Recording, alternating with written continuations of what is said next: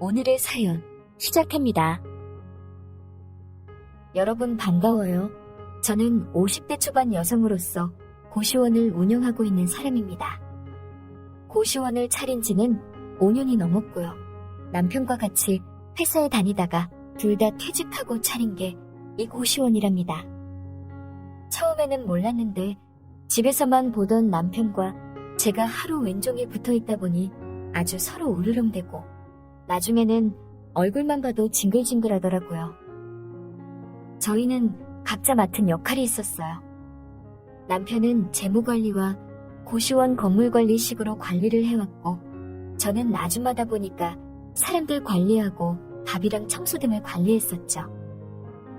그런데 남편은 뭔 놈의 잔소리가 그리 많은지 이것이 사회생활도 아닌데 회사 생활 오래 했다고 유세 떠는 것도 아니고 청소하는 것 하나하나 불만을 토로하고 고시원생들 대하는 태도까지 일일이 관섭을 하더라고요. 제가 사람 상대하는 것 처음도 아니고 잘하고 있다고 생각하는데 너무 그러니까 같이 일 못하겠다고 했습니다. 그래서 남편에게 혼자 다 하라며 전가해줬는데 남편이 혼자 직접 해보더니 벅찼는지 저보고 미안하다면서 본인은 집에 있을 테니 제가 고시원 총 관리를 하고 직원을 써서 나머지 관리를 하게끔 해준다고 하더라고요. 고집불통 남편인 줄만 알았는데 저를 좀 이해해주니 어쨌든 고맙더라고요.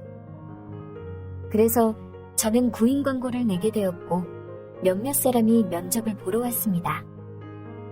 공부를 하고 있다는 청년이 있길래 인상도 괜찮아 보여서 뽑았더니 너무 공부만 하고 고시원 사람들 신경을 제대로 안 쓰더라고요. 서비스적인 문제로 사람들 항의가 빗발치길래 얼마 안 가서 다른 사람을 뽑게 되었었죠. 이번에는 저희 고시원에 생활하고 있었던 아가씨인데 서글서글하고 사람 상대도 잘해서 마음에 들었습니다. 그런데 시간 지나니 풀어지는지 친구를 허근날 불러대서 술판을 만들고 시끄럽게 떠들더라고요. 그래서 이 아가씨도 안 되겠다 싶었습니다.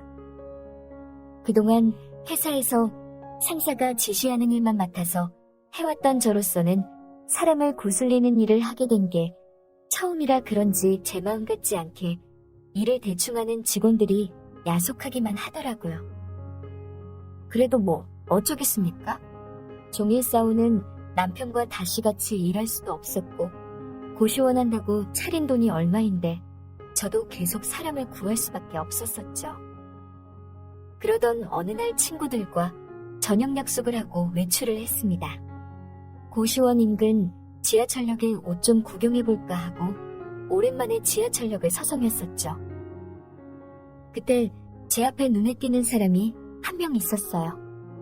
한 노숙자로 보이는 남자가 전봇대에 붙여진 고시원 광고지를 보고 있더라고요.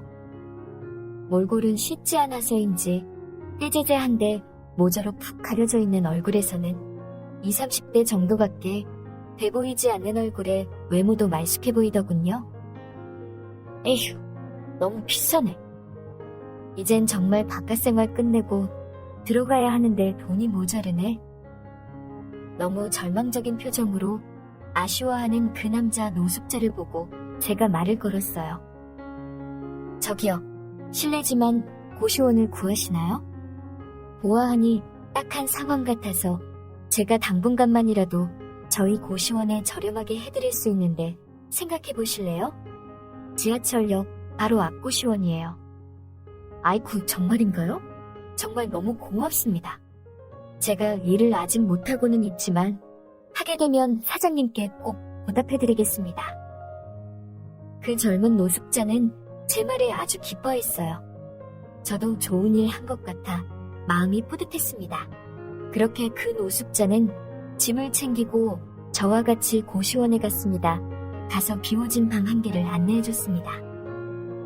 노숙자는 잘 곳과 씻을 곳이 있다며 제게 연신 고맙다고 하더군요. 그렇게 2시간이 흘렀을까요?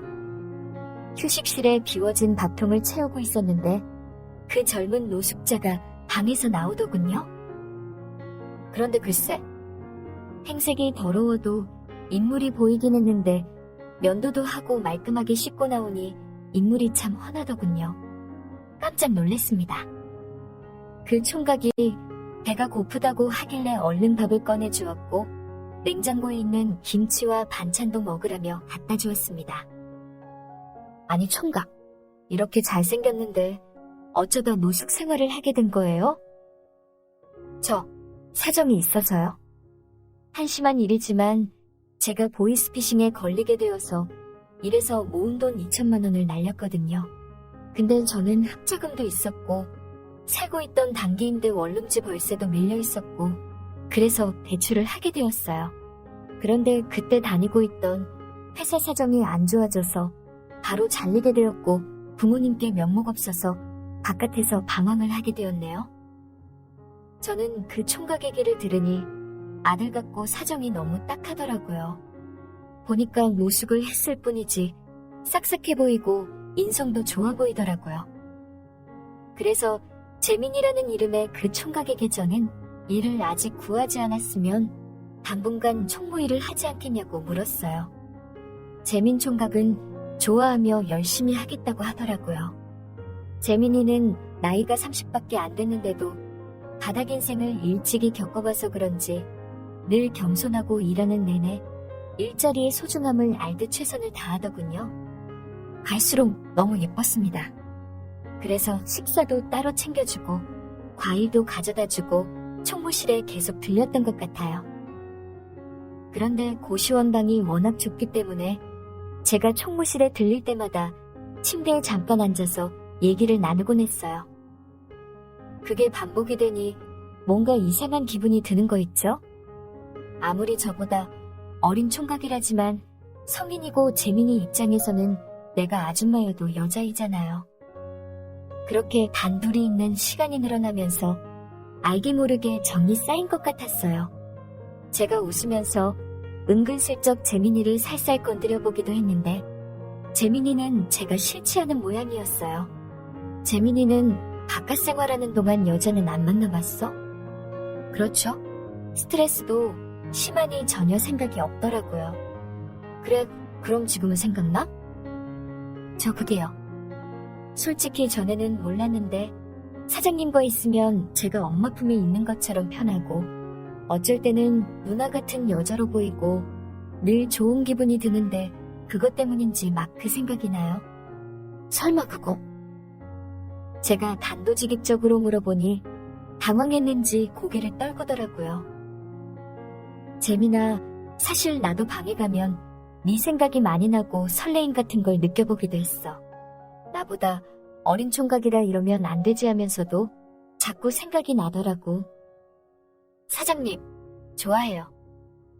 재민아, 아줌마 안아봐. 재민이는 말이 끝나자마자 저를 꽉 끌어안았고 저희는 진한 키스를 나누며 격하게 불꽃 튀는 사랑을 나눴습니다. 재민 총각의 멋진 외모뿐 아니라 남성스러운 그것도 눈길을 사로잡았습니다. 정말이지, 별 기대하지도 않았는데 감탄을 하게 되더군요. 일도 싹싹히 잘해. 얼굴도 반반하고 몸도 튼실하지. 젊은 게 좋다고 방에 갈 때마다 저를 황홀하게 만들어주는 이런 남자가 어디서 굴러왔는지 저는 복받은 여자 같더라고요. 정말이지 생각할수록 지하철역에서 데리고 오길 참 잘한 것 같았어요. 그런데 재민이가 나중에 사회에 나가고 능력도 키워서 다른 젊은 여자를 만날까봐 솔직히 걱정이 되기도 해요. 그때 돼서 아줌마 마음에 불장난만 치고 떠나가 버릴까요?